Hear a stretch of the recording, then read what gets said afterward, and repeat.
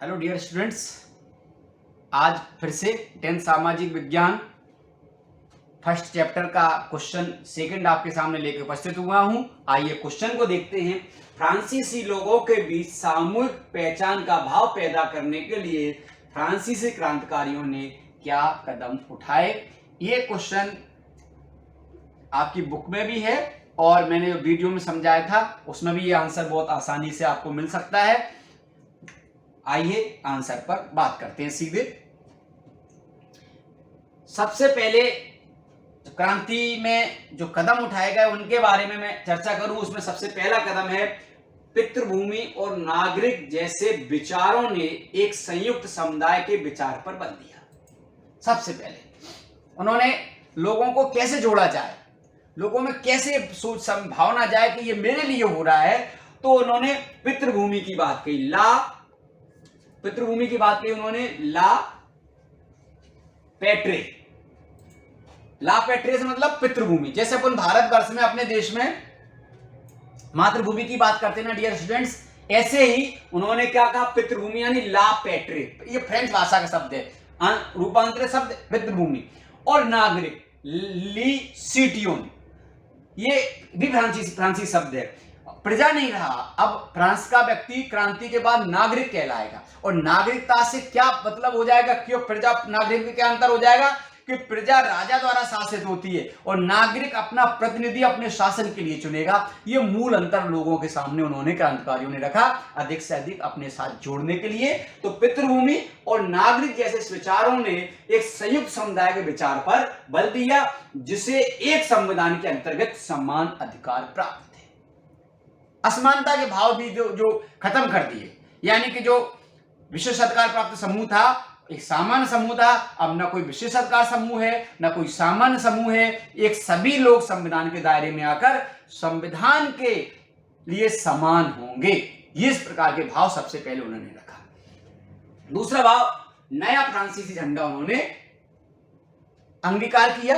पुराना जो झंडा बूरो वंश का झंडा था प्यारे बच्चों, जो निरंकुशता का प्रतीक था, ऐसे झंडे का उन्होंने परित्याग कर दिया और एक ट्राई कलर का तिरंगा झंडा उन्होंने स्वीकार किया। क्रांतिकारियों ने निरंकुश बूरो वंश के राजध्वज के स्थान पर एक नया तिरंगा जिसका जो लाल नीला और सफेद था उसको स्वीकार किया। तीसरी बात है इसमें, जो तीसरा चैप्टर है वो तीसरा पॉइंट है वो नेशनल असेंबली। नेशनल असेंबली से आशय ये था प्यारे बच्चों कि फ्रांस में जब तक राजतंत्रात्मक व्यवस्था थी, उस राजतंत्रात्मक व्यवस्था के समय एक स्टेट जनरल हुआ करता था प्यारे बच्चों। वो स्टेट जनरल कभी उपयोग में आया ही नहीं। जब उनको राजा को लगा कभी उनकी स्थिति कमजोर हो रही है तो स्टेट जनरल नाम एक संगठन था जो आम लोगों का संगठन था, उसके प्रतिनिधियों को बुला के बात कर लेते थे, लेकिन कभी उन्होंने इसको बहुत अधिक महत्व नहीं दिया। लेकिन जब फ्रांस में बूर्बो वंश की स्थिति कमजोर हुई, मैंने आपको टेनिस कोर्ट शपथ पढ़ाई थी, उस टेनिस कोर्ट शपथ में इसका महत्व मैंने बता दिया था, इसलिए इसको डिटेल में नहीं जाएंगे। सीधी क्या करेंगे कि बूरो वंश के समय मृतप्राय संगठन स्टेट जनरल के स्थान पर अब सक्रिय नेशनल असेंबली ने जन प्रतिनिधित्व करना शुरू कर दिया। यानी कि जो पहले स्टेट जनरल हुआ करता था, उस स्टेट जनरल मृतप्राय संगठन को जब उन्होंने कर बनाने के लिए बुलाया, उस समय जब लड़ाई हुई और तीसरी सदन को जो आम लोगों का सदन था उसको बंद करवा दिया, तो वहीं पर उन्होंने बैठकर शपथ ली कि अब हम यहाँ से तभी हटेंगे जब हम एक नया संविधान बना देंगे। तो वो स्टेट जनरल अब किसके रूप में बदल गई, नेशनल राष्ट्रीय संसद के रूप में बदल गई, नेशनल असेंबली बन गई। चौथा, केंद्रीय प्रशासन व्यवस्था। अभी तक फ्रांस में अलग अलग शासन व्यवस्थाएं थी, अलग राज्य के अलग कानून हुआ करते थे। इन्होंने सभी कानूनों को समाप्त करके एक व्यवस्था के अंतर्गत सभी को लाए। इस व्यवस्था के अंतर्गत सभी नागरिकों को एक केंद्रीय शासन व्यवस्था के अंतर्गत लाया गया।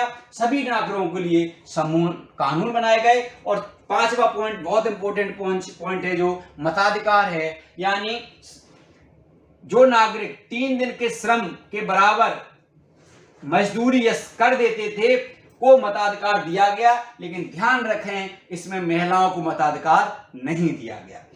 छठा पॉइंट है क्षेत्रीय राष्ट्रभाषा। विभिन्न क्षेत्रीय भाषाओं को हतोत्साहित कर उन्होंने फ्रांस की राजधानी जो है पेरिस के आसपास बोले जाने वाली भाषा को राष्ट्रभाषा का दर्जा देके भावनात्मक रूपों को एक साथ जोड़ा। इसके अलावा पॉइंट बड़ा हो जाता क्योंकि प्रश्न इतना बड़ा नहीं है, इसके चाहते आप 2 पॉइंट इसमें बढ़ा भी सकते हैं। पहला पॉइंट है बढ़ाने के लिए समान मापतोल की व्यवस्था कर दी गई पूरे राज्यों से हटा के, और आप इसमें और अगर 1 पॉइंट और बढ़ाना चाहें तो आप इसके साथ इसमें उनके जो क्रांतिकारी थे उनके लिए बहुत सारी संतुतियां लिखी गई, और जैसे राष्ट्रीय पर्व घोषित कर दिया गया बास्तील के पतन के समय के लिए। तो प्यारे बच्चों, ये आज आपके सामने क्वेश्चन लेकर उपस्थित हुआ। आप इसके नोट्स बनाइए, घर पर रहिए, सुरक्षित रहिए। जय हिंद, जय भारत।